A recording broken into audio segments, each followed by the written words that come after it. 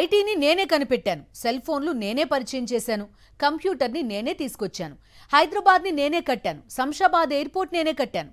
ఇలా తాను కట్టినవి కట్టనట్టు, చెయ్యనివి చేసినట్టు ప్రచారం చేసుకునే కనికట్టు విద్య బాగా తెలిసిన సీఎం చంద్రబాబు మోదీ పర్యటన వేళ అదే విద్య ప్రదర్శిస్తున్నారు. అమరావతి పబ్లిసిటీలో కూడా పచ్చి అబద్ధాలు ప్రచారం చేస్తున్నారు.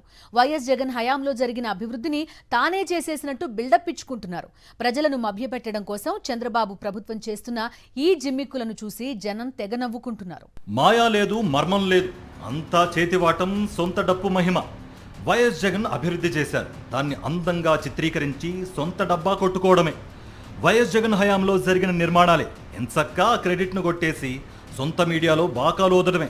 మనల్ని ఎవడ్రా ఆపేదంటూ 10 నెలల నుంచి చంద్రబాబు ఫాలో అవుతున్న ఫార్ములా, ఆయనకు బాగా తెలిసిన విద్య ఇదే.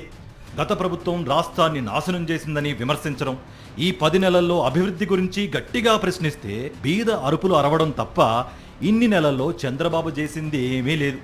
దీనికి అదనంగా చేతివాటం ఒకటి. గత ప్రభుత్వ హయాంలో జరిగిన అభివృద్ధిని తమదిగా చెప్పుకోవడం. ప్రధాని మోదీ పర్యటన సందర్భంగా చంద్రబాబు ప్రభుత్వం ఈ వీడియోను రూపొందించింది. అందులో అమరావతి రాజధాని ప్రాంతంతో పాటు విజయవాడ పరిసర ప్రాంతాల అభివృద్ధికి సంబంధించిన కొన్ని పనుల విజువల్స్ను పొందుపరిచారు. సరిగ్గా ఇక్కడే చంద్రబాబు ప్రజల ముందు అడ్డంగా దొరికిపోయారు. ఉదాహరణకు ఈ వీడియోలో చూపించిన వెంకటేశ్వర స్వామి ఆలయాన్ని చూడండి. ఈ దేవాలయ ప్రారంభోత్సవం వైఎస్ జగన్ హయాంలోనే జరిగింది.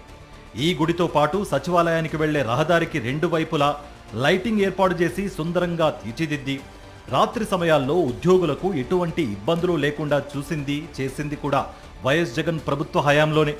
ఇవన్నీ ఇప్పుడు ఈ వీడియోలో ప్రత్యక్షమయ్యాయి. చంద్రబాబు ప్రభుత్వం రూపొందించిన అమరావతి పబ్లిసిటీ వీడియోలో అత్యంత కీలకమైంది వెస్ట్ బైపాస్ రోడ్డు. ఈ పబ్లిసిటీ దృశ్యాల్లో అద్భుతంగా కృష్ణానది పైన నిర్మించిన వారధి కనిపిస్తోంది. ఇదంతా తానే సృష్టించినట్లు చంద్రబాబు ప్రభుత్వం, ఆయన పార్టీ నాయకులు, ఆయన పెంచి పోషించే ఎల్లో మీడియా ప్రచారం చేస్తున్నాయి. కానీ అదంతా పచ్చి అబద్ధం. 2014-19 మధ్య అధికారంలో ఉన్నప్పుడు గ్రాఫిక్ జిమ్మిక్కులతో జనాన్ని మభ్యపెట్టారు చంద్రబాబు. కాంట్రాక్టులు, కమిషన్లకు కక్కుర్తిపడి కీలకమైన బైపాస్ నిర్మాణాన్ని అటకెక్కించారు. కానీ వైఎస్ జగన్ ప్రభుత్వం అధికారంలోకి వచ్చిన తర్వాత ఈ ప్రాజెక్టుపై చిత్తశుద్ధితో పనిచేసింది. శంకుస్థాపన చేయడమే కాకుండా దాదాపు 90% పైగా పనులు పూర్తి చేసింది. ఇప్పుడు ఈ బైపాస్ రోడ్ విజువల్స్ చంద్రబాబు ప్రచార వీడియోలో ప్రత్యక్షమయ్యాయి. వాస్తవానికి బెజవాడతో పాటు పరిసర ప్రాంతాల అభివృద్ధి విషయంలో వైఎస్ఆర్, ఆయన తనయుడు వైఎస్ జగన్మోహన్ రెడ్డి ప్రత్యేక ముద్ర వేశారు. గత వైసీపీ ప్రభుత్వంలో అభివృద్ధి కళ్లకు కట్టినట్లు కనిపించింది. 2014-19 మధ్య అధికారంలో ఉన్నప్పుడు రాజధాని తెచ్చేశాం, అమరావతి కట్టేస్తామని ఊదరగొట్టిన చంద్రబాబు 5 ఏళ్లలో ఎక్కడి పనులు అక్కడే వదిలేసి చేతులు దులిపేసుకున్నారు. దుర్గగుడి ఫ్లైఓవర్ కూడా పూర్తి చేయలేక చేతులెత్తేశారు.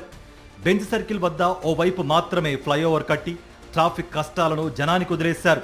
కానీ 2019లో అధికారంలోకి వచ్చిన వైఎస్ జగన్ ప్రభుత్వం విజయవాడపై స్పెషల్ ఫోకస్ పెట్టింది. బెంచ్ సర్కిల్ వద్ద 2వ ఫ్లైఓవర్ నిర్మించి ప్రజల ట్రాఫిక్ ఇబ్బందులకు చెక్ పెట్టింది. దుర్గగుడి వద్ద ఫ్లైఓవర్ పూర్తి చేసింది. ఇప్పుడు ఇవన్నీ చంద్రబాబు ప్రచార వీడియోలో స్పష్టంగా కనిపిస్తున్నాయి. ఇవి మాత్రమే కాదు, కేంద్ర ప్రభుత్వం నిర్మించిన ఎయిమ్స్ కూడా వైఎస్ జగన్ హయాంలోనే నిర్మాణం పూర్తి చేసుకుని ప్రజలకు అందుబాటులోకి వచ్చింది. ప్రస్తుతం చంద్రబాబు ప్రభుత్వం ప్రచారం చేస్తున్న వీడియోలో టెంపరరీ సచివాలయం, హైకోర్టు, అసెంబ్లీ మినహా అన్ని అభివృద్ధి పనులు వైఎస్ జగన్ హయాంలో జరిగినవే. కానీ వీటన్నింటినీ తన ఖాతాలో వేసుకోవడానికి ఎల్లో మీడియాను, ఐటీడీపీని రంగంలోకి దించారు చంద్రబాబు. అంతా తానే చేశానంటూ ఈ వీడియో ద్వారా చెప్పుకునే ప్రయత్నం చేస్తున్నారు. ఈ క్రమంలో ప్రజలకు అడ్డంగా దొరికిపోయి అభాసు పాలవుతున్నారు. చంద్రబాబు ప్రభుత్వం ఇస్తున్న బిల్డప్ చూసి ప్రజలు నవ్వుకుంటున్నారు.